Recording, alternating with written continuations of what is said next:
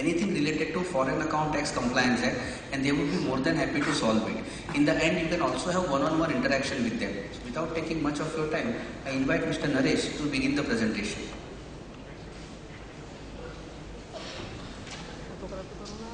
Thank you, Doctor, for giving me this opportunity. Good afternoon, ladies and gentlemen. Now, whilst FATCA is a very, it's a US legislation, very complex. I think I will do my best to simplify. Ideally, what I would prefer is if we can have an iteration, a dialogue, a discussion, because that will be useful from your perspective, and in the process, even we will learn. So my sense is that if you think that something is complex, you want me to repeat, or if you have any questions, please stop me and then we can debate and iterate. So my earnest request to you is, please open up, let's discuss freely, and we are happy to interact with you the way you want.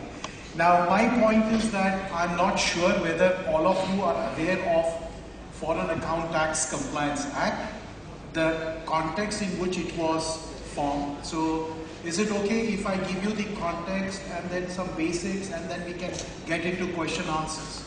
Is it okay, everyone? Yes. Yeah? Okay. I think I'm not used to being at the podium. The most important thing is, you may say, what is FATCA, which I call FATCA, it is easy. Now, it is an anti-avoidance law which has been framed by the US government. So it's basically, the origin is from US, and what was the concern of the US administration? No, I like call on mic. So that's fine. You can hear me? Yeah? Okay. So the concern was that he felt that a lot of Americans, they had wealth which was stored outside of US, okay? Lot of wealth which was generated outside of India. The income was realized, but it was not offered to tax in US. Now US is the only economy in the world which taxes a person if you're a citizen. So if you're a green card holder, if you're a citizen of US, you're subject to tax. Contrary to that, we in India, just because I'm an Indian citizen, I don't automatically have to pay tax. It's only when I'm a tax resident, right? I'm a resident of India, I'm engaged in employment, in profession, etc., etc. I derive income from financial assets in India. I suffer tax. Okay? So his concern was, a lot of Americans, they have money outside of India, earning outside of US, earning a lot of interest, and that they are not offering to tax. This is the whole genesis. Now, just to give you a perspective, I'm an employee of the organization. When I get salary from my employer, the employer withholds tax from my salary, deposits into the government treasury, and I get net salary, which is credited into my bank account. Then there are some reporting filings, which the employer does on a quarterly basis, right? And on an annual basis. And I, as an employee, I lodge a tax return on an annualized basis. So look at from the income tax point of view. I, Naresh Makijani, has lodged a tax return to the income tax officer. Now, does he accept what I've reported? The answer is yes, because the employer has also lodged a tax return. And then he matches. 100 rupees has been paid to Naresh. Has Naresh reported 100 rupees or not? Right? So there is a withholding tax certificate form 16 and all. So the income tax officer has a way to corroborate that what I as a taxpayer have reported as my income, there is an independent verification from the payer of that salary. Easy? Very easy. Now here from a US government, they want to extend this logic, saying that the entire world, all the foreign financial institutions around the globe should act as if they are employers. They should report to me of whatever income, whatever balance the US citizens, US green card holders hold with them. Got it? So this is the basis. They want a documentary evidence. Now, when the entire concept started, people were worried that if I have to enter into an agreement with the US IRS, right, reporting obligations, that could be more onerous. US law, I don't understand. I may fail in my duty to fulfill those obligations. So over a period of time, based on discussions, they have come out what is known as intergovernmental agreement. It is an agreement between US and between India. And our obligation as a foreign institutional investor, now we may say we are brokers. Are we foreign financial institutions? We will come to that little later. But yes, what it says is that I need to obtain registration and I need to give the information only to the Indian government. That's it. My job as a broker, as a bank, as a custodian, as a depository, non-banking finance company, the moment I report about the US accounts which I hold, I manage in India, I have to only give the information to the Indian government. After that, it is Indian government's responsibility to give it to the US IRS. My job gets over. Now, the Indian government will come out with rules and regulations, okay, which will be in the income tax rules, and then we will have to report that information. That's it, okay. So it is quite, I would say the owner's responsibility has reduced substantially. Now it will certainly add to your compliance cost because you will have to capture information, which means that you may have to relook at your processes, you may ask for additional information. I mean, I can understand, it adds to your compliance burden, and that too for a US law, okay. So as I said, this is the context. Okay, so you have got Foreign Account Tax Compliance Act. It is a US initiative. But what happened? Today it is US. Tomorrow any other country around the globe may start asking the same information. So now you have what is known as Common Reporting Standards, which has been the initiative of OECD. Okay, and India, though it is not a member of OECD country, it is an active, I would say, it sponsors to OECD actions around, because at the end of the day, if you look at it, this entire thing about black money, about money being stashed overseas, which should actually be here.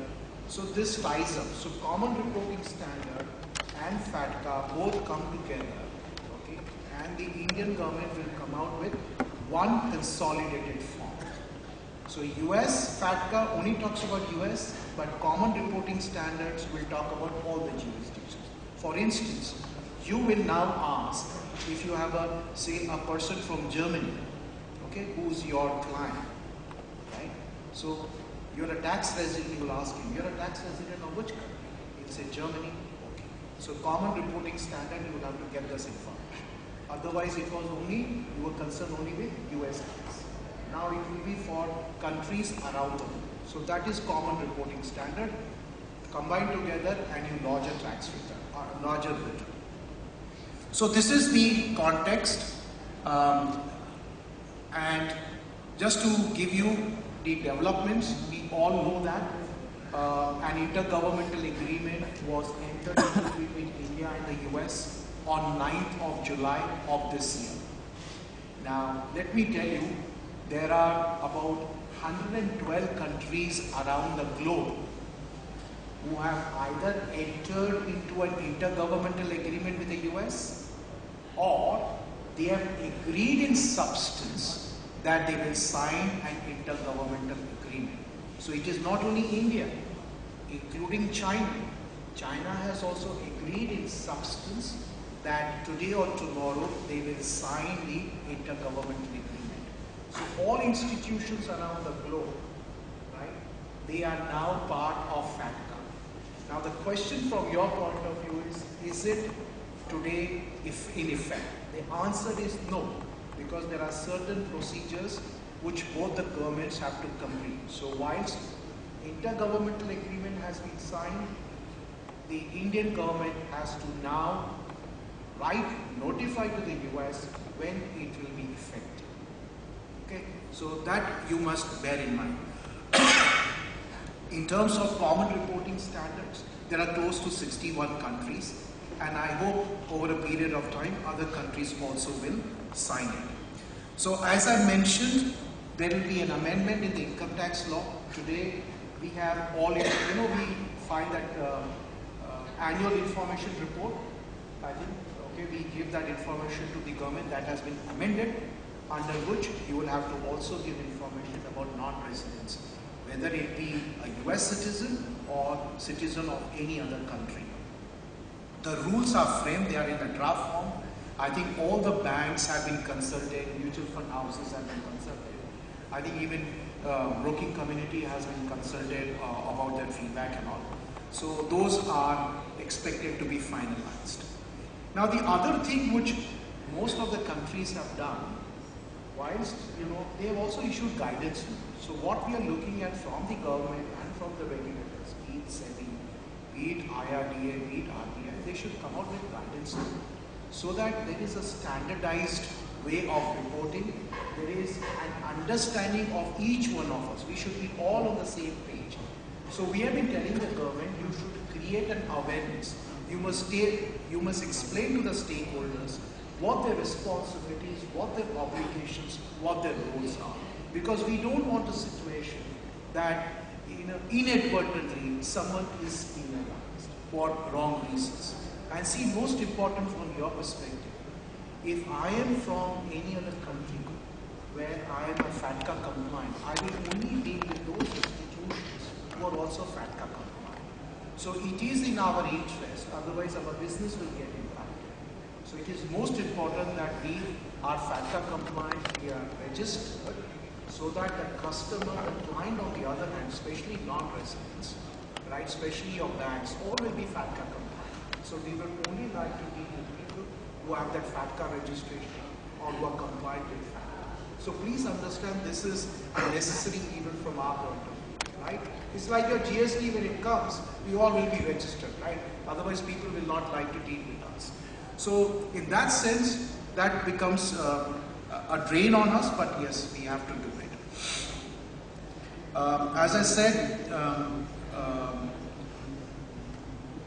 the expectation is, what we say is that 31st July was the date when we had to submit the information. Now there are no rules yet, so we can't be fulfilling those obligations. I don't know how many of the institutions would have applied for registration and all.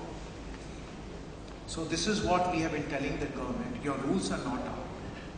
The law expects us to comply with it by 31st of July. We are not prepared, okay? It will involve a lot of changes and all. So sorry guys, we can't do it by 31st July. You need to be sensible enough. Even 31st August is too less time.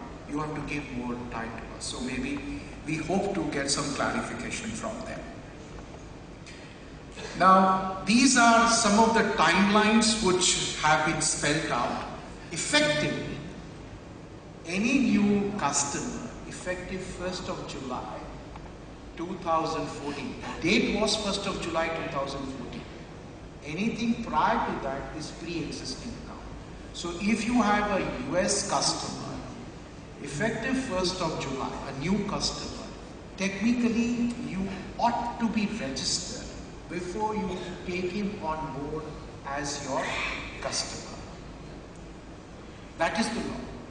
Okay. Now many banks have gone, foreign banks especially went for registration. There are public sector banks also who went for registration. So they have all obtained a number, okay, but that's it. So it is in a public domain that these are the institutions who have registered, who have obtained a global intermediary identification number, but nothing more than that. I don't think anyone has done anything more than that. So if you look at it, first is from 1st of July 2014, FATCA expects you to screen new individual accounts. That means you ask for information. For instance, are you a US citizen? Or are you a US green card holder? I don't think any one of us would have ever asked. Otherwise, how do you identify how a person is US person or not US person? Then, so this is where 1st of July history, okay, we have done nothing. From 1st of July 2014 to 31st of December 2014, it is a calendar year reporting. We have to report account balances to begin with whom? With the Indian government authorities. The format has not yet been published. So what do I do? So I really don't know. So this is where the government will have to seriously think that how we will comply with all these reporting deadlines. For instance, in case of common reporting standards, the deadline is 1st of January 2016. So for the calendar year 2015, that means from 1st of Jan to 31st of December 2015, common reporting standard. But there will be one form. That much is very clear. The government is very clear. We will not have multiplicity of forms. One form will serve your purpose, both from a FATCA point of view and from CRS point of view, right? Which will have a lot of information which will be needed. For instance, your father's name, country of residency, do you have tax residency, passport number, etc., etc. So we will come to this a little later. Now, what about accounts which have been opened prior to 1st of July 2014? They are known as pre-existing accounts. You need to remediate. What is the meaning of remediate is that you need to update the information. Now you have to ask the customer, are you a US citizen or a US green card holder? That is known as a remediation process, and for which the timeline is next year up to 30th of June 2016. So for that we have enough time. But for the existing accounts, really there is no format as such. We are all in a quandary. Overview of key concepts. So if you're a bank accepts deposits, it is considered to be a financial institution. So a bank has to seek a FATCA registration number. If you are a fund house, a private equity, you invest or trade in securities, right? You need to be FATCA compliant. You need to be CRS compliant. If you're a broker, a custodian, you manage financial assets for others, you become liable to get FATCA registration. Now there are some exemptions which have been provided in the intergovernmental agreement. We will discuss what are the exemptions, whether we as broking community fulfill or we don't fulfill. So I will come to that because that is most important. Impact on brokers. And then if you're a life insurer. So these are the institutions which are considered to be foreign financial institutions which need to have a FATCA registration. A bank, a fund house, private equity, broker, custodian, right? They are considered to be investment entity. Now I will not go into whether you are participating foreign financial institution. Participating means once you get a FATCA registration, you do the reporting, you become participating. Non-participating means you refuse to comply with FATCA, you don't go for FATCA registration, you become non-participating. Deemed compliant, maybe a broking community, okay, could be known as a certified deemed compliant, which means that you're fine with it. So we will come to that, whether you are considered to be a certified deemed compliant, you don't have, what are your rules and responsibilities, we look at that. An exempt entity is largely gratuity fund, pension fund, government enabled accounts, Reserve Bank of India, etc., etc. Those are exempt. So for instance, bank account is a depository, demat a custodial account, equity debt, an investment account, and insurance. These are the ones which are covered. Now, there is a minimum threshold limit which we need to know. For all depository accounts by individuals, $50,000 is the limit. So if the account balance is less than $50,000, you don't have to report about that risk. In case of pre-existing accounts, pre-existing means 30th of June 2014 and before that, For an individual, the limit is 50,000 US dollars as of the last day of the calendar year. In case it is an entity, means not individuals, the balance amount is 250,000 US dollars. So if it is a big account, right, it is non-individual, and the account balance is less than 250,000 US dollars, you don't have to report. But this applies only to the older accounts. Effective 1st of July, new accounts, there is no threshold limit except $50,000 for a depository. Yeah? No thresholds under CRS. This I'm talking about FATCA. Yeah. $50,000 is combined. Like you have funds in bank, you have valuation shares, you have any other investments. All combined together should be. No, with that institution. That is true. That institution. So if I have got HDFC Bank, I have got Bank of America, they are all separate, right? So in each institution, they will report, see if I'm Bank of India, I will pick up only those accounts where the balance is $50,000 and more. If it is less than that, I will not, because I don't know how many accounts you will have with anybody, right? So each, as an institution, then though I will have to report even if it is $1, if we have to aggregate. So each institution will look at it. Yeah? Now, if you look at, this is not clear, right? You can read? Okay. Because I think in my case it is proper. That's right. So can we improve the resolution? So, as I said, okay, I think what I will do is, if you look at US versus this one, as I said, from a FATCA perspective, you need to be a citizen or a green card holder, or you are a tax resident of US. So this is the definition of a US person as an individual. As an entity, you should be owned by US person, so that is an entity. So most of the US guys, green card holder, if he's a tax resident, citizen, automatically he becomes a reportable person. So that's a US person. Then if you look at the second column, non-US entities, if there is any US corporation, limited liability company, limited liability partnership, the ownership is extremely important. So if it is US natural person who beneficially owns an X percentage, it will get reported. Okay? As per the local rules. So as per our rule, if you go to Mauritius, because most of the US investors, they invest into India via Mauritius. So there is an investment vehicle which has been established. As per the Mauritius rules, 10% is the trigger. So the moment the Mauritius fund is owned by a US guy to the extent of 10%, he should register. Your obligation immediately gets triggered. Oh, it's a Mauritius entity. I need to know the beneficial owner of that Mauritius entity. So you must ensure that the Mauritius entity is FATCA compliant, and you need to report about that Mauritius fund. So if the Mauritius fund is your customer, you need to know the ultimate beneficial ownership of that. Very clear? Okay. Then there are threshold exemptions, which I talked about it, 50,000, 250,000. Now look at CRS, the second row.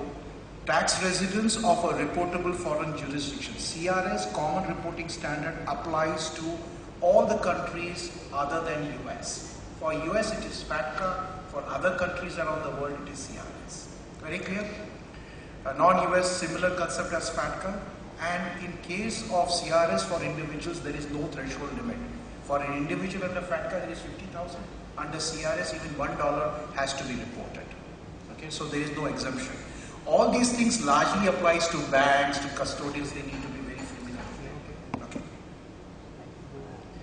Now, for both FATCA and CRS compliance, what are the things you will have to do? It really depends upon whether you have got foreign foreign customers and all. If it is you're serving a local community, at least to the extent of 98%, I think then you're at ease. Maybe then for local base and all, there is an exemption provided.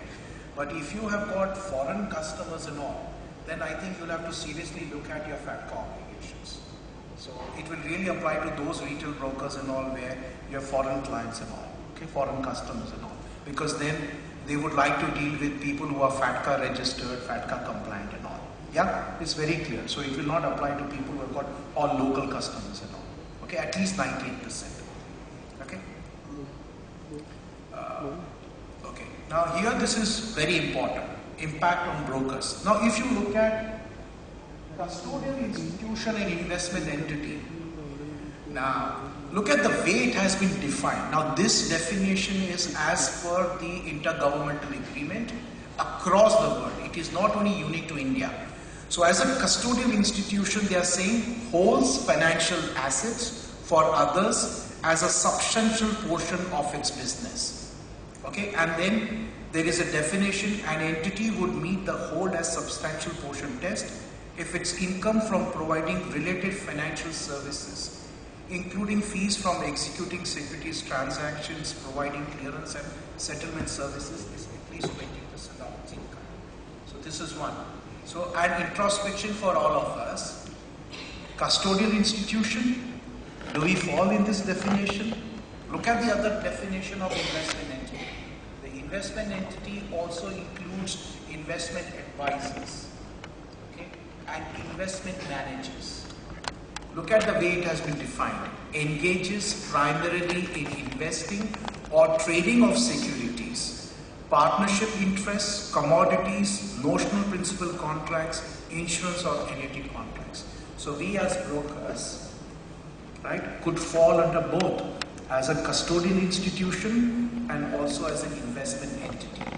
As per the IGA which India has entered into the US, they are categorizing us as investment entity. And I will read from the IGA because it is very important for you to understand.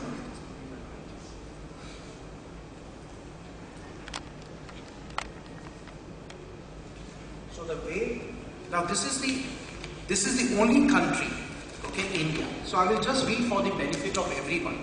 Investment entity, very important.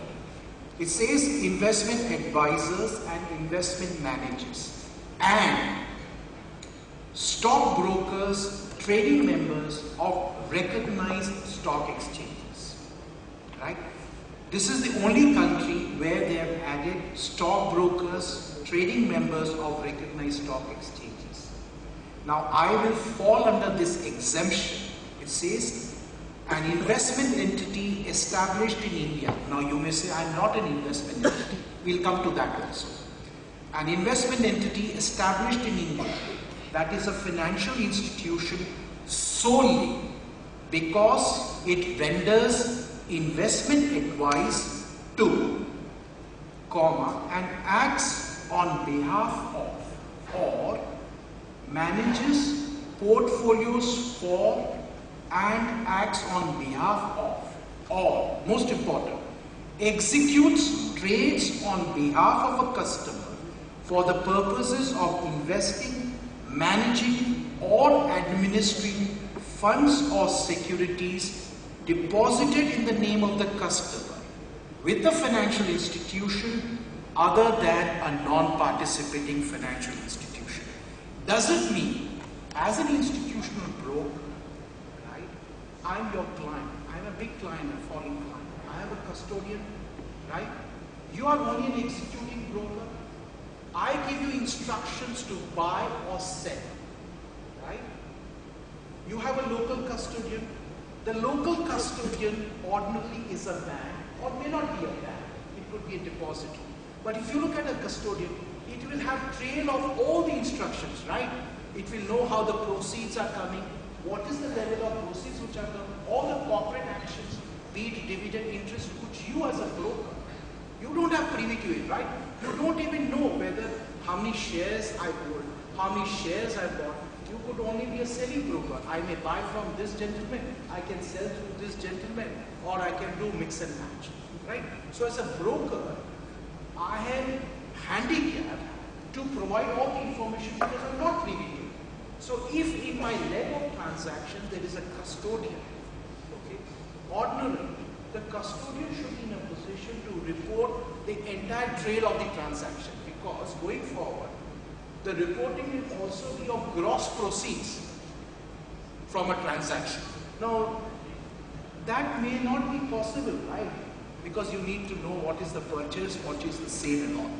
So what we believe is, if you have in your leg of transaction, the customer has a custodian, okay, I think then we as broking community are exempt. So we would be considered to be a certified, deemed compliant.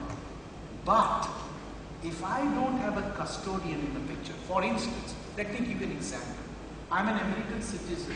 I'm working for Citibank as an individual, right? So under Foreign Exchange Management Act, I will be considered to be a resident of India. Under the Income Tax Act, depending upon my residential status, I could be resident but not ordinary resident, or I could be a non-resident, or I could be a resident. So let's forget that. Now, I as an individual, I say you sell this much. There is no custodian involved, right? At best, I will have a depository, a demat account. Say I have with IDBI Bank my demat account. Now, as a depository, right, IDBI Bank, what information he has got? Name of the script, the number of my holding, and the market value. He doesn't know at what price I bought it, at what price I sold it, am I correct? Except he has got the instruction note, but that instruction he will not make note. That's only for transfer. So, in this case, you as a retail broker, I become a reportable man. How will you report it? There is no, so you have to report it about my transaction because there is no custodian bank involved. Am I correct? Unless it is a portfolio investment scheme. Under PIS, the bank has got a lot of reporting obligations and you're free. So if you're a non-resident, I'm doing investments in a portfolio investment scheme. You don't have to worry. But look at this situation. I'm a US citizen, an individual, I'm selling, please sell. There is no custodian. Am I correct? I, as an individual, do not have a custodian. I will only have my demat account, which I have with IDBI Bank. I don't have any custodian. So if I come to you as an individual, as a US citizen, it becomes your obligation to report that transaction. So in other words, if you have such transactions, then you automatically need to register. Otherwise, as I said, you fall under the exempt category. And why under the exempt category? Because there is a custodian which has got full information about the entire transaction. He is privy to all the corporate actions, be it by way of dividend, by way of bonus, by way of right, by way of interest, which you as a broker, you don't know. Am I correct? So this is where it is the institutional broker and the retail broker, where the problem arises. Now you may say that I'm not an investment entity. Even we thought, how can a broker be an investment entity? But I must now go to the text, and the way they have defined investment entity is, the term investment entity means any entity that conducts as a business or is managed by an entity that conducts as a business, close the brackets, one or more of the following activities or operations for or on behalf of the customer. First, trading in money market instruments, okay, and they have described checks, bills, certificates of deposit, foreign exchange, interest rates and index instruments, commodity futures, individual and collective portfolio management, or otherwise investing, administering or managing funds or money on behalf of other persons. So by definition, you become an investment entity and then these rules and regulations apply. So in short, if there is a custodian involved in your transaction, you don't have to worry. But if you have a transaction the way I described, then you become a problem. You need to register and report it. Am I clear, the distinction? Yeah? Yeah? When you said under the PIS, portfolio investment scheme or Yeah. RIS, Yeah. we as a broker, we will execute the trades. Yeah. But we also are a deposit. You are also a deposit. Yes. But under the PIS, you need to do the reporting to the banks. Correct. And banks do the payment work. Correct. Then in that case, even depositories become financial institutions. So do depositories report the valuation, or then who will declare the valuation of the shares? The exemption applies only if you are executing. Yeah. The moment you have any other business, the exemption doesn't work. So But the then condition for the exemption is that your only business is that of an executing broker. Yeah, so we are an executing broker. Only. Yeah. If that's the only thing But you you said do. you have depository. Yeah, so depository, the shares will go to the depository. So it is an independent entity. You, not to you. Yeah, not to us. You don't do the depository. No. You don't have a DP business. We have a DP. So But if it in a separate entity. What he's saying is, he is a broker. Okay? These And are when the this- same entity. Same entity is providing PMS service and same entity is Yeah. So if you have a PMS service being provided to the client, you will not qualify for this exemption. DP also the same entity is there. DP is another service. So there are three services here. You have a broking service, you have a PMS service, and you have a DP service. Yes. Right? In this scenario, this exemption would not apply. It would apply only if you had only the broking service being provided. I will read it. When I read the definition, yeah. See here I've written an investment entity established in India that is a financial institution solely. The word is solely. Okay. So if you have a DP service in other entity, I have no problem. Then your job is only execution, because it says or executes trades on behalf of a customer for the, that means your sole business is executing trades. So you cannot combine your DP services under the same entity. It can be a separate entity. We have no problem. So the exemption will apply if you are only an broker. There is a custodian involved, right? The custodian is better placed to give all the information about the transaction. Okay? But if you are a retail in that sense, which I described, Yes. then you have a problem. Now, in case of a depository participant, yes, he can only report the value. He can report the only value what is. But as a custodian, he will have all the information for the transaction. Because he knows what his customer has bought, what his customer has sold. You may be only a selling broker. You may not have any details about the customer. No, the reason for asking is that because when you do an activity or a trade for an NRI client, Yeah. now NRIs usually the investment is done through the portfolio investment scheme of the RBI. So under that, as a broker, I execute the trades. Correct. The shares go to the DP. Correct. The financial transactions are handled by the bank. Correct. Correct. Now in this case, if what all reporting has to be done. There will be no reporting Correct. So no reporting for the broker. for the broker. Now DP as an institution from CDSL or NSDL, they will every quarterly whatever they have to report, so they will report the valuation. And bank will report the transactions separately. Separately. That's it. So in this case, broker has no Broker role to play. has no onus. Here, in this case, the depository has not done the KYC. Okay. The depository is not in a position to do KYC. The KYC has to be done by the broker. Yeah. So the moment you have a customer who's identifiable, Hmm.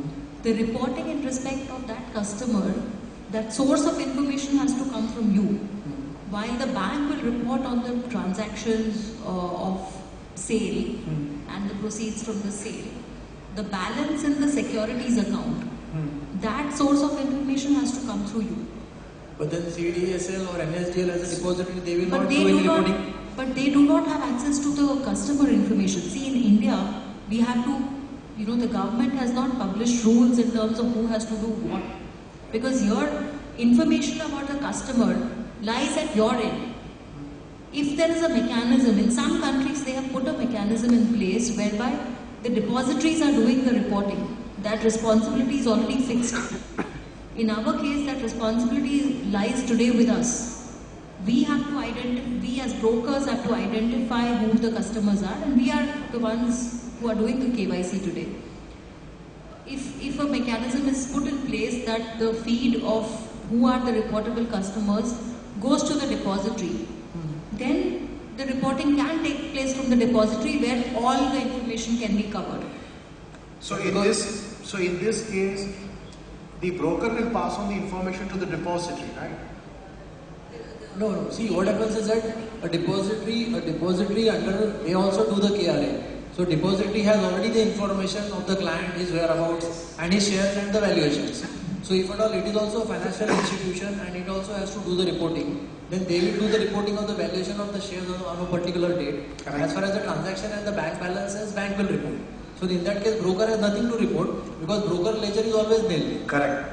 See, KRA is there, but KRA information today does not include FATCA information.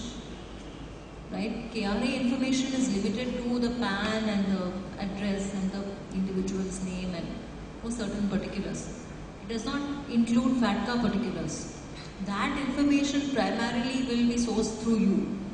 You know, ideally this should sit at the KRA level so that the information can then be pulled out and reporting can happen.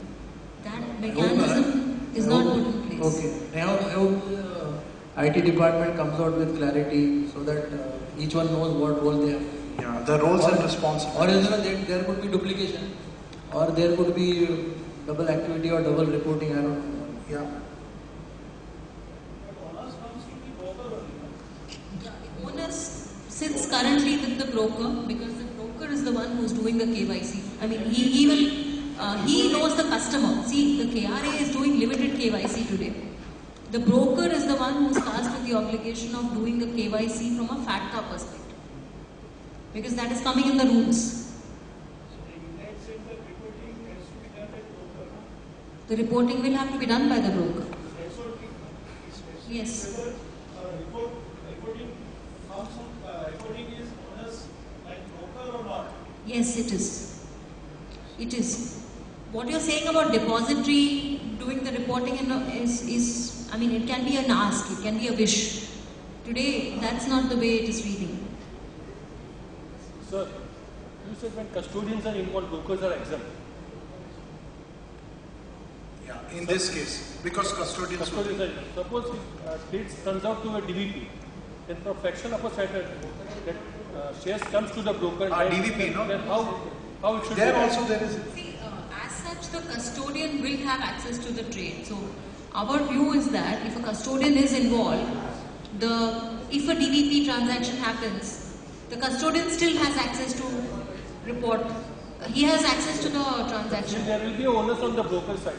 See, Comply. that was coming to be in fact, DVP trades were a concern.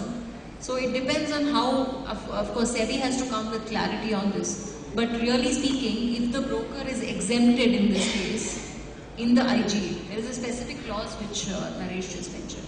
So if they are exempted, they should be exempted for DVP trades as well because the information about the DVP trades also sits with the custodian. As of today, it is clear or not?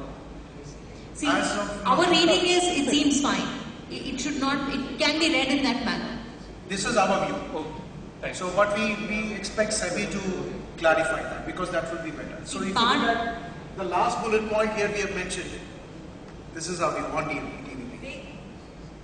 In fact, there is in the draft rules, there is provision for regulators to come out with guidance. So this should be one of the points on which we should ask regulators for guidance. So I think the portfolio investment scheme, we said that in case banker has access to information and should be able to report. But I think so long as the information is captured properly. Okay, that's most important here. So this is now what do we have to report? I mean, if we are, then if you look at it, depository account, example, bank accounts, they'll have to mention account balance and interest. If there are custodian accounts for brokers and all, they need to report account balance, interest, any other income, gross payments to the extent it is possible. Whatever information is available with you. But with custodians and all this information would be available, so they'll be in a better position to report. Okay. And we have said first year of reporting, what needs to be reported, in the second year, what needs to be reported. And gross payments, which is extremely important, will get reported in 2016. which is very important. And that's why the government needs to come out with clear roles and responsibilities of depository participant, of the custodian, and of the broker. In our view, brokers should not be burdened with this onerous responsibility. That is, we are very clear on that, with few exceptions here and there. So this is all the detailed information will come. This we just captured on a very broad level. So name, address, tax identification number, which the foreign investor will give, his account number and all. Now if you look at it, availability of information, this is what we were discussing.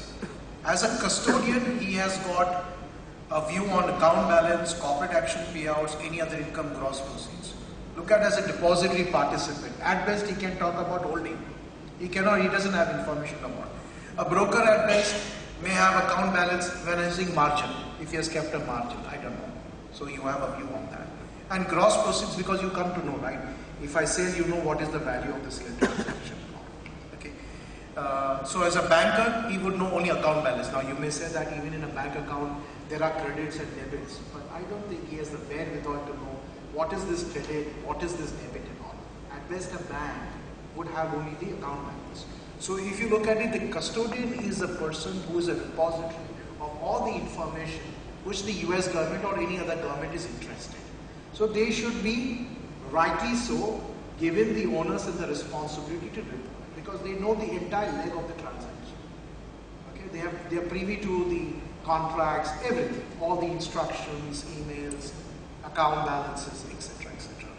So this is what we believe, that availability of information largely will be with the custodian. How much dividend, right issue, bonus, everything is privy to the custodian who holds the assets. So what does broking industry want? Need for clarity in respect of impacting positions, clarity on exemption for brokers. The example which I gave is extremely important. Then the example which you talked about it, what will be your responsibility? Because information between intermediaries, whose responsibility. So I think this is, in summary, what it is. Now we are open to all the Q&A. So my question is, like, yes, talk about EIs. Today, broker is registered with providing services, PMS services, registered with SEBI. So in that scenario, the factor will comply. Yes, because you are having a PMS license. Because then you will be considered as if you are an investment manager. But then technically, application to client for putting in that particular license or other shop will be No, so would it be in a separate entity or it will be same entity? Same entity. Then there are no exemptions to you, yeah, my dear friend. No, but clients, there will be certain set of clients who will only be the booking transaction. Right. They will not be availing the portfolio management services. And there will be certain clients who are registered with portfolio management services availing the PMS services. Correct. Then in that case, as an entity or financial institution, my responsibility will be to only clients who are part of the PMS or other clients who are part of the shop booking, which is Both. Because please understand, the exemption which I read out is only when you solely do it as an exemption. You cannot combine any other services. So if you want to be an exempt category, then you should restrict your activity only to be an executing broker. That's it. No other services. So you should have it in a separate partnership, separate entity.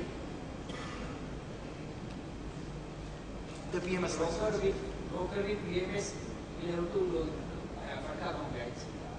Yes.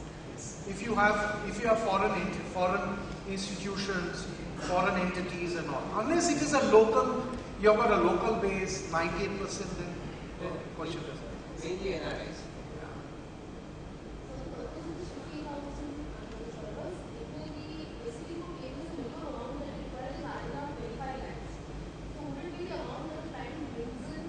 Starting the PMS, or would it be the NAV as on a particular date? It is as of the closing date. What do you want? Reporting. Closing balance kitna? You will have to do the conversion. So take for instance, there are adverse fluctuations. You will have to see whether it equals to $50,000 or does not equal to. As on the... That's it. See, it also depends on when the account was opened. So if the account was opened prior to 30th June 2014, it is likely to not be undercover if it is lower than that threshold. You know, so $50,000 It's is for the pre-existing accounts. it's only for accounts opened prior to 30th June. So the 50,000, the amount limit that we're looking at is the NAV as on say 30th June 2014. See, if you It look would mean the it would look mean at this, pre-existing individual accounts less than 50,000. Pre-existing means open prior to 1st of July So 2000. we are looking at basically the holding value as on the holding value, the client Holding value, balance. closing holding value. and for new accounts there's no. There is no limit. There is no threshold or anything. Even 100 rupees is reportable. Under common reporting standards, if the person is from any other country other than US, no threshold limit. But for US based NRIs, 50,000. Pre-existing I'm one. talking of this category only, US based NRIs. So 50,000 would even be for new accounts. Not for No. new. So basically New there's will no, be only there's no deposit. Threshold for accounts opened from 1st of July 2014.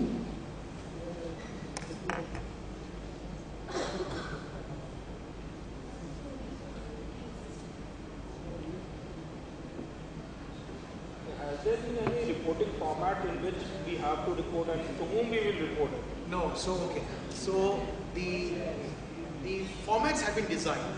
The rules have not yet been in the public domain because a lot of stakeholders are discussing. So there is going to be, if you look at it, we have. I'm sorry. There is rule 114F to 114H and reporting form is 61B. It's a very comprehensive form. Okay, they have to notify that form. Okay, and the reporting agency would be. See, today we report to all the information, all companies send it to NSTL. So government will tell us which reporting agency we need to report. Okay, but everything will be electronic. They have designed the form. They have received comments from all the regulators, including stakeholders. So once it is notified with all instructions, then you have to report to one common agency, which the government will decide. If in a nutshell we say that first and foremost a broker has to be a FATCA registered broker, correct? And That's then, if let's say I want to open an account which is an NRI account and the person is from US, so and if that person, so in that particular, should we open an account as of now, or we should wait for all these clarifications? See, I You tell open you, your account as of now. It's just that you may have to do certain things. So you should amend your terms and conditions with the client to say that there will be more information asked about the customer. or what you should do is, you look at, if you go today to Standard Chartered Bank or Citibank, ask for their new account opening form. There they have talked about FATCA. Okay. So it is imminent. Even I as a customer, I cannot shy away from not giving you information. So maybe if the broking committee or forum decide that you need to standardize and this is what you need to ask, you start asking. There's no harm because this is imminent. You need to ask. So for instance, your tax identification number, some questions. Are you a US citizen or a US green card holder? Start asking. All of any other country. Look at any other bank form. The standard questions you put it in your terms and conditions. If the entire broking fraternity agrees to it. So there is a standard ask from everyone. Because the clients are willing to share all this information, but the problem is we don't know which exactly points have to be mentioned on those forms. Now, like what you have said, there are a number of clients who have been in US from n number of years. Now they are worried whether what they should do with all the investments which are lying with the, let's say with XYZ bank in the DP. Now banks are telling them to close those accounts. Now where they should go? They are coming to us. We don't know whether we have got Why all the banks are saying clarifications to to close invest the or accounts? not. Why the banks are saying to close I the don't accounts? know. They don't want business. They are worried about all kind of penalties which are going to be levied on them. And this is something that one of the RNs has come to us from XYZ bank. He said, you open the account and you shift all those demat holding to your DP. No, so take for instance, you have got IDBI Bank. Yes. Right? It has got demat account. I mean, there will be a lot of others. Correct. ICICI Bank. everyone would go for FATCA registration because I'll tell you why. I'll give you an example. Today, I as a bank in India, right, I've got my exporters, importers. All of us have got Nostro accounts. All Nostro accounts are denominated in US dollars, right? You tell me if you're Citibank, you are JP Morgan Chase, you are any other US bank, Bank of America, okay? Will you provide Nostro account facility to me if I'm not FATCA compliant? The answer is no. For my own survival, as any other public sector bank of India, which has got Nostro account facility, because my customers will learn it. If you're an exporter, if I don't provide you letter of credit, import, you're doing import, letter of credit or LCs or USAN's bills or foreign currency export earners account and all, if I don't provide you facility, then I will lose you as a customer. It will go to somebody else who's FATCA compliant. So necessarily by force, for my own existence, I will be FATCA registered. I will be FATCA compliant. So I'm surprised this relationship manager is coming to you and saying that please shift the account, because he will be FATCA compliant as an institution. He has no choice, because the entire world will stop working with him. How can he collapse his business? You tell me, please, it is common sense, right? Nostro accounts, only it is denominated in US dollars. You have to go to all these foreign banks. If you're not FATCA compliant, they will refuse to deal with you. So most of our clients, all the public sector banks, private sector banks, receive notice from all these correspondent banks saying, please let us know your level of preparedness on FATCA. See, this has been going on for the last several years. And that's why I'm saying, go to Citibank, Standard Chartered Bank, HSBC, ask for an account opening form, you will have all these details. Now, they have not waited for instructions from Reserve Bank of India, because your parent regulator is the RBI. Now, I would not do anything without instructions from the Reserve Bank of India, right? Because he is the nodal regulator, okay? But Citibank is worried. My parent regulator is the US. I have no choice but to be FATCA compliant. You got me? So irrespective of what the RBI says, I as Citibank having an Indian branch, I as a JP Morgan Chase having an Indian branch, I have no choice but to respect my home jurisdiction, laws and regulations, right? So if you think if you want to open an account, you can yourself written, I will not give you. Sorry, I don't want you as a customer, yeah? So most of the banks, public sector banks, State Bank of India, everyone is saying, unless I get instructions from RBI, I will do nothing. That's at your own peril, right? I will stop doing business with you. How will you deal with your importers and exporters? So many remittances happen in US dollars, right? Because that is the only international currency. Rupee is not an international currency, right? So there were situations where the Indian government said, "मैं भी FATCA लगाऊंगा." अरे भाई साहब, आप FATCA introduce करोगे, which country in the world will collaborate with you? Which country will collaborate with you? Nobody. With US, you have got 101 countries who have come together. Can you threaten anyone? The answer is no. Look at your US sanctions and all Iran. It was not United Nations sanction. US sanctions, still the entire world complied with it, right? So that is the power of that dollar. So at times we have to be also pragmatic and practical. So I'm surprised this relationship manager is saying that. Because in my view, all the private sector banks, public sector banks are registered. Why don't you go to the website of IRS? You list down all the names. See, because they also have operations in other countries, and those entities have to be registered. Now, if they are registered and the home country is not registered, it becomes tainted. So the home office has to be registered.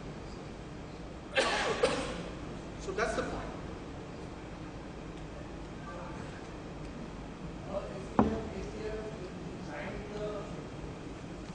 Agreement number 1. So when we have to report to our authority. Yeah. And our authority reports it. Then in that case, why do the institutions have to directly register on the IRS? That is only to get the number, GII number, Global Identification Intermediary Number. That's it. You're not reporting anything to the US IRS. Okay. That's your identification. So if I want to deal with you, I will just go to the website and say, okay, this gentleman is registered. That's why I'm happy to deal with you. We are both FATCA compliant. Because as I said, I don't want to deal with anyone who's not FATCA compliant, because I have a problem with my regulator. He will kill me. How do I know whether my client is registered with If you go to the IRS website, their names are listed. Sabka JIN number will come. No, here you're talking of, when you're talking of institutions, institutions will be registered on the website. Your client will not be registered on the website. Your client will only give you a declaration about his tax residence, which country he or she is a tax resident in. His tax identification number. My question is, how do I write when I get the source, then I can verify? Paisa, if I give you a birth certificate, I think any prudent man will accept it. Why will you doubt the underlying document unless you have got evidence this is fake? So as a prudent man, don't tell me if I give you as a customer, you take all these documents from me, my Aadhaar card, everything, right? You take it on face value, I send certified, right? You don't go beyond. So as a prudent man, whatever you exercise due diligence, you do it, that's it. You're not expected to be a blood out nahi hai to galat hi hoga. His education qualification should be bogus, or his telephone bill is bogus. I think you're not expected to be blood out, okay? Or an investigation officer. If you doubt, if you have got reasons to believe this is fake, then you ask for some other document which will satisfy. Currently, only real financial institutions like banks and mutual funds, I think they are registered. Whereas independent brokers, I don't think so. Yeah, that's there. Because we were waiting for, see, right from beginning we were saying that you spare the broking company. You have got custodians, they have the wherewithal by helping institutions, you know, they have the entire machinery, they can engage people, processes and all. You know, why trouble them, right? Let them do their business. You in any case have to report. So you continue to report. So this has been our discussions with SEBI and with the Indian Competition Authority. And that's why I'm saying this is the only one place where they have considered it and they have given this exemption. So they want reporting, most important. Okay, I spare it, but I need the information. If you say custodian, so they have given conditions. So that's why you can't mix portfolio management services and executing. Do one. You are exempted. Custodian is there for reporting. The reporting we are already doing with the PIS. Broker has to register, no, sir? Broker has to register himself to obtain GI. So it depends. If you're not exempt, then you're required to register. Entity has to register. Whether you are a DP or broker, or the whole entity will have to register. One registration is required for entity. That's true. Only one registration. Every broker has to register. No. If you are in the exempt category. There are two types of exemption. One is the specific exemption which Naresh described about institutional brokers, you know, subject to conditions. You fulfill all the conditions. You're exempt, then you're considered to be a certified deemed compliant. No need to register. No need to register. If you're, and the other category of exemption is for small brokers. 98% your customer base is all local. All local. But there you have to monitor every time. Huh? The onus to do the due diligence remains. If you come across a reportable person, then you're supposed to register and report. So take for instance all these state cooperative banks, okay? State cooperative banks, urban cooperative banks, local area banks. They are saying our base is all Indians, residents, locals. We are exempt. Usko exemption diya hai. We're giving them exemption, low value accounts. So 90% should be local. So if you say that your only population is this, then you are at ease. If we talk in terms of client's perspective, even they have to report everything to the IRS. If everybody is holding let's say holding something into India, even they are reporting it. And if we are not FATCA compliant, then he might not be opting us. Could it be that situation? See, there may be some clients who will prefer non-FATCA compliant institutions because they want to keep their money with institutions who are not compliant. But in the overall scheme of things, the compliance burden is also shifting to all the institutions. India has been slow in implementing FATCA, but once this is implemented, it means that all the Indian institutions per force have to comply with FATCA. So the client, you're right, the client will do a reporting in his home country. Under FATCA, we are talking of US. He has to disclose what are his foreign assets. He will do the reporting. Your reporting will be a cross, to tally as I said, employer-employee relationship. That whatever this person has reported, is it the fact? I want an independent agency to verify. So that's how it will corroborate. Because today, what is happening? Let's be clear. We have got lot of people who have got wealth in their home country. They have not been reporting. Let's be very honest about it. Okay. So I know an instance where this gentleman has got huge amount, but he has not. Sorry? Sorry. Yeah. So point is, whether they report or not report, they will get the information from the Indian government. I have a question that first reporting is expected to be in September. So in this first reporting, from account opened post 1st July 2014 till 31st December 2014, we have to report, and the balance will be as on 31st December 2014. And there is no limit of $50,000 in this case. Any balance, whether it's $1 or $2, we have to report this. There is also an obligation to report pre-existing customers, but again there are some nuances around it. So take for instance, I was your customer, I'm an American citizen, I was your customer, okay, prior to 1st of July 2014. At that point in time, you never asked me whether I am a domicile of US, my US address, nothing of that sort, right? So that's why they have used the word remediate. Remediate those pre-existing accounts. So now you have got time up to June of 2016 to write to your existing customers and get a confirmation, a self-attestation from them. Are you a US citizen? Are you a citizen of any other country? Right? Do you have tax residency certificate? Those things you have to do. Those are known as remediation. That you are now updating their records. And what we have found is, at times, the physical documents are also not available with banks and all.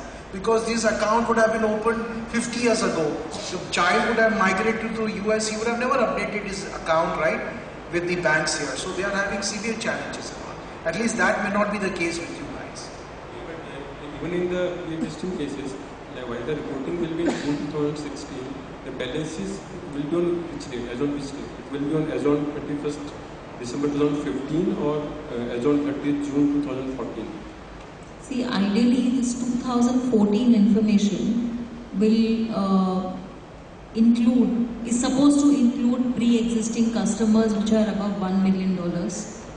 If the remediation has happened prior to 31st December 2014, if that has not happened, we believe that the reporting will take place in respect of 2015 information, which will take into account 31st December 2015 balances. So we have to identify accounts as on 30th June 2014. Balance will be reported as on 31st December 2015 on 30th June 2016.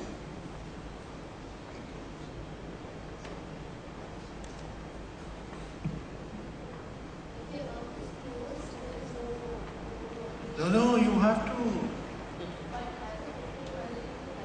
Those are our accounts. If in regard of say pre-existing accounts, now the account is closed, the customer has withdrawn his money and left, how can I now probably go back to the customer and obtain data? Madam, the whole idea is, I'm not sure whether this gentleman has reported to the US. So even they are interested in closure of accounts. So take for instance, I have had a lot of money here in India, US citizen. I've never reported it. Now you say I've closed it. Right? So that will not. The institution will have to, if I'm a US citizen, they have to report it. Because there is no guarantee that I've reported to the US, right? That money. So even closure of accounts you need to report.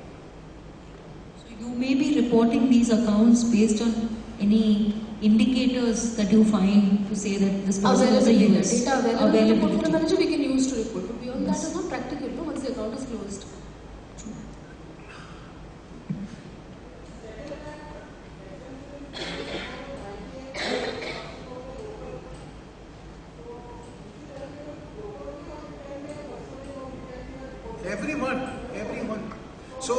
Clearly, here the exemption has been provided to local area banks, state cooperative banks, urban cooperative banks. There are few because they have said that look, our entire customer base is 98% is locals. Now, all I'm saying is the same argument can be extended if you say that you only serve the Indian community, 98% minimum in value terms. In value terms. Value term. Okay, it's not for a number of accounts.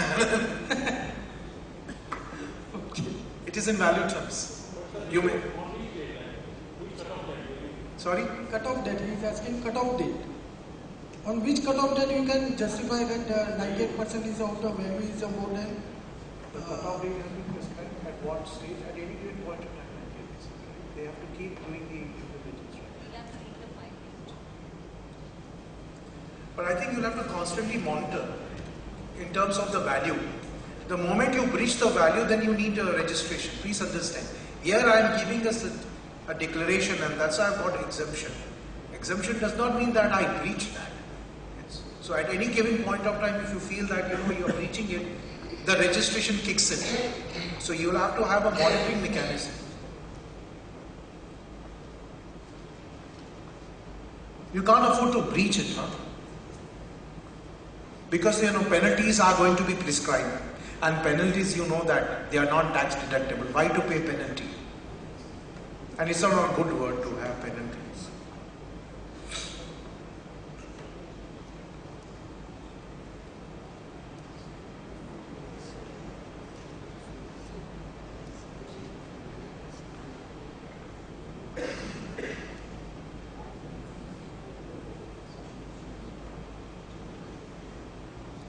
So just to give you a perspective, Japan and Switzerland, they have told their banks to enter into agreements directly with the US IRS. They are saying we are not interested in entering into an intergovernmental, even Hong Kong.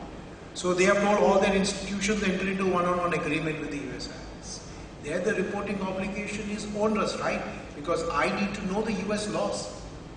Now you may say, what is the downside? The downside is all these institutions have got foreign income. The punitive tax becomes 30%. 30% tax, and which will be non-tax deductible. So it is quite onerous. So at least from an Indian government point of view, they saw sense and they said, okay, let me enter into intergovernmental agreement. At least my people will not be impacted with tax obligations. So I think that sense has been, the discussions with the government started way back in 2012 when Mr. Mittal was the banking secretary at that point in time. So we had several rounds of discussions with the government to say that, look, you please do something about FATCA. Our institutions will get impacted.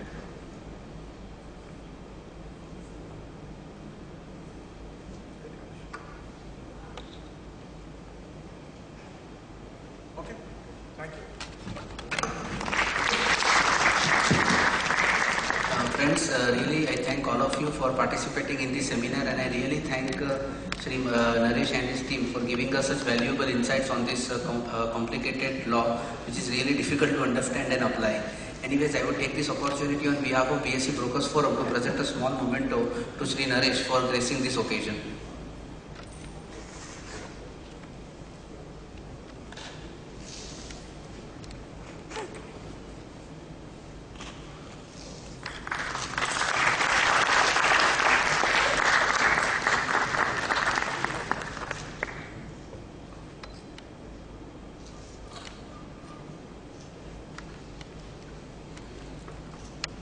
Thank you everyone for participating. Thanks a lot.